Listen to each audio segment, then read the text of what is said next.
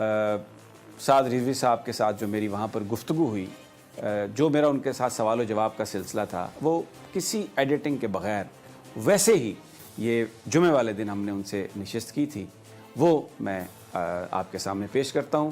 آپ خود ان کی گفتگو سنیں اور جج کر لیں. سب سے پہلے تو ہماری طرف سے تعزیت قبول کیجئے آپ کے والد محترمی، اللہ تعالیٰ ان کے درجات بلند کرے. یہ بتائیے کہ بڑی ایک ناگہانی ان کا انتقال تھا، بہت اسپیکولیشن بھی ہوئی اس پر. کسی نے کہا کہ اس کی تحقیقات ہونی چاہیے، کسی نے کہا کرونا ہے. مجھے یہ پتہ چلا کہ آپ ان کے ساتھ تھے. کچھ ہمارے ساتھ شیئر کریں گے کہ یہ سب کیسے ہوا، آپ نے سب کچھ دیکھا؟ بسم اللہ الرحمن الرحیم. سب سے پہلے تو آپ تشریف لائے، آپ کا شکریہ. اور ان کا دنیا سے جانا وہ ایک ہی وجہ بنا ہے جو ہم نے تحقیقات کی ہیں اور جو ہم تحقیق سمجھے ہیں، وہ تھا کہ جب سے فرانس میں خاکے شائع ہوئے تھے نا سرکاری سطح پر، تو وہ ایک بات بار بار کہتے تھے کہ یار انہوں نے ہمارے آقا و مولا صلی اللہ علیہ وسلم کی جو گستاخی کی ہے نا وہ سرکاری سطح پر. یہ 57 اسلامی مردے کہا کرتے تھے، ممالک نہیں کہتے تھے حضور کی عزت کے مقابلے میں انہوں نے مردوں والا کردار ادا کیا. یہ 57 اسلامی مردے کہاں ہیں؟ ان کا حق بنتا ہے نا یہ سرکاری سطح پر اس کو جواب دیں. مطلب یہ تھی ان کی ایک اندر کی کڑن، اور اس کڑن کو کوئی بیان نہیں کر سکتا.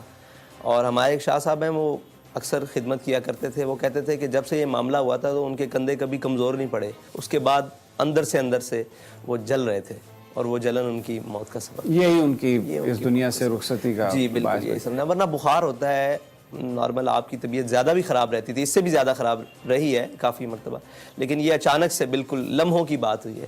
لمحوں کی بات. تو آپ اس وقت، جس وقت وہ رخصت ہوئے اس دنیا سے، آپ ان کے ساتھ تھے؟ جی بات انہوں نے آپ سے؟ جی میں اس دن تقریباً 12 بجے سے لے کر 11:30 12 بجے سے لے کر رات ان کے وصال سے 10 منٹ پہلے تک انہی کے قریب رہا ہوں.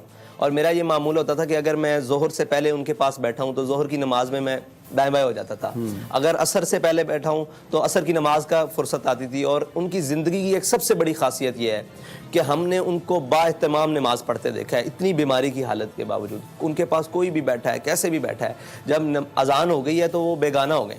انہوں نے کہا نماز پڑھو. میں اس دن قریب بیٹھا تھا کہ مجھے وضو کراؤ، نماز پڑھ کے آؤ. بس اتنا وقفہ ہوتا تھا. اور اس دن مطلب انہی کا ایک تصرف تھا کہ میں ہر نماز کے بعد واپس آ کے ان کے پاس بیٹھ جاتا تھا. پھر نئے سرے سے بات شروع ہو جاتی، پھر نئے سرے. اور یہ جتنی جہتیں ملاقات، جتنی نمازوں کا وقت، تقریباً 4 نمازیں اس میں عائشہ سمیت، ان سب نمازوں کے وقفے کے دوران ایک علیحدہ زندگی کے پہلوؤں پر اور علیحدہ معاملات کے اوپر گفتگو ہوئی، جو انشاءاللہ بڑی. زیادہ فوکس کس پہ تھا ان کا؟ ان کی ایک ہی بات پر فوکس تھا، اور وہ بات اتنی وزنی ہے کہ کہتے تھے کہ یار ہم ہر ایک سے وفا کا تقاضا کرتے ہیں. ہم چاہتے ہیں کہ مجھ سے میری اولاد وفادار ہو جائے، میں چاہتا ہوں مطلب ہمارے گھر والے وفادار ہو جائیں، ہم جس کے ساتھ ہوں وہ ہمارے ساتھ مخلص ہو جائے. تو کیا ہم نے کبھی سوچا ہے کہ جن کے ساتھ ہم نے اخلاص کرنا ہے ہم ان کے ساتھ پورا کر رہے ہیں؟ اگر ہم ان کے ساتھ وفا کے تقاضے اور اخلاص کے تقاضے پورے کر دیں، یہ کائنات ساری آپ کے ساتھ وفادار ہو جائے گی. اور پھر لوح و قلم بھی کیا چیزیں ہیں، سارے آپ کے ساتھ وفادار ہو جائیں.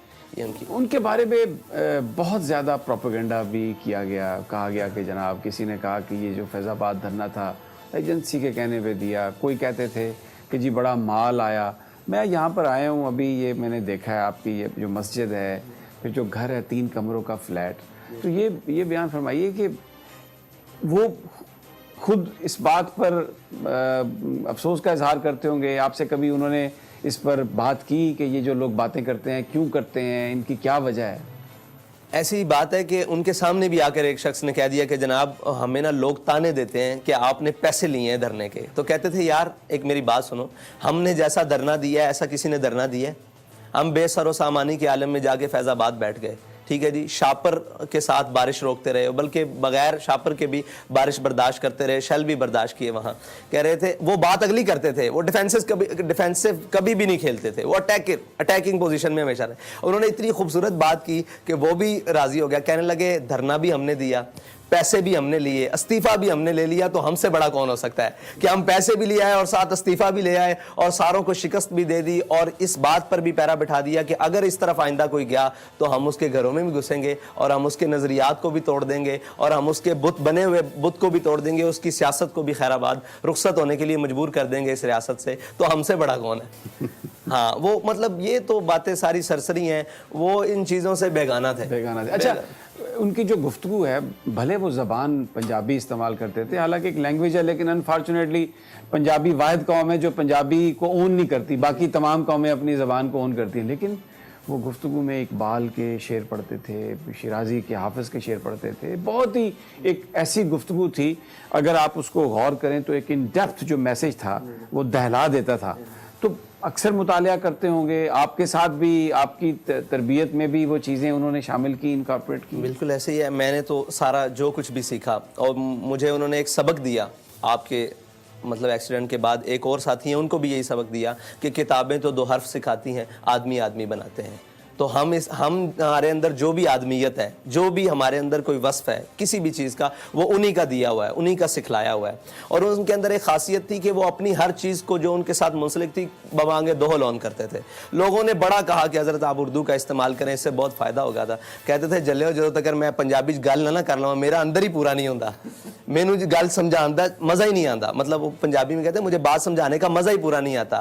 تو وہ جو بھی ان کے ساتھ منسلک چیز تھی نا, نہ انہوں نے اپنا لباس بدلا, نہ انہوں نے اپنی وضاقتہ بدلی. آپ دیکھتے ہیں ان کی زندگی دیکھیں, وہ ملک سے باہر گئے ایک دفعہ شام کے دورے پر, اور بتاتے تھے آ کے کہ یہاں سے میں گیا, میرے ساتھ کافی سارے علماء تھے, انہوں نے وہاں جا کے چغے پہن لیے اور جناب وہ قبائیں پہن لی اور وہاں پگڑیاں کے رنگ بدل لیے, اور کہہ رہے میں نے وہی دھوتی, یہ دھوتی انہی کی ہے, یہ دھوتی اور وائٹ سوٹ اور اوپر دستار, اور یہی پہن لیا اور یہی پہن کے سارا کام تھا. تو اپنی جو چیز تھی نا, تہذیب اور تمدن جو ان کے اندر کوٹ کے بھرا ہوا تھا, اس کو بڑی کھلے دل سے آن کرتے تھے. جو ہماری تہذیبی باتیں تھیں, روایات کی باتیں تھیں, انہیں کھلے دور تھے. اسی لیے وہ پنجابی میں زیادہ گفتگو کرتے تھے اور اس کو آن کرتے تھے کہ لوگ سمجھتے ہیں کہ اجڈ ہوتا ہے جو پنجابی بولتا ہے اور یہ وہ, بلکہ انہوں نے پنجابی میں انگریزی والوں کو مجبور کر دیا کہ وہ آپ کی پنجابی میں ترجمے ٹرانسلیٹ کر کے انگریزی میں گفتگو سنیں.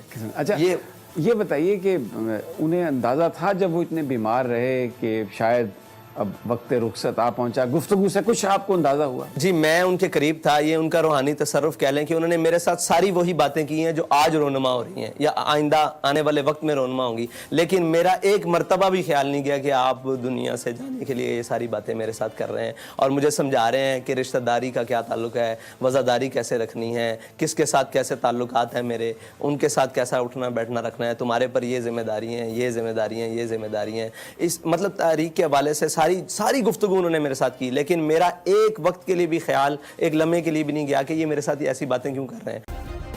سبسکرائب کریں اور بیل دبائیں تاکہ کوئی خبر رہ نہ جائے.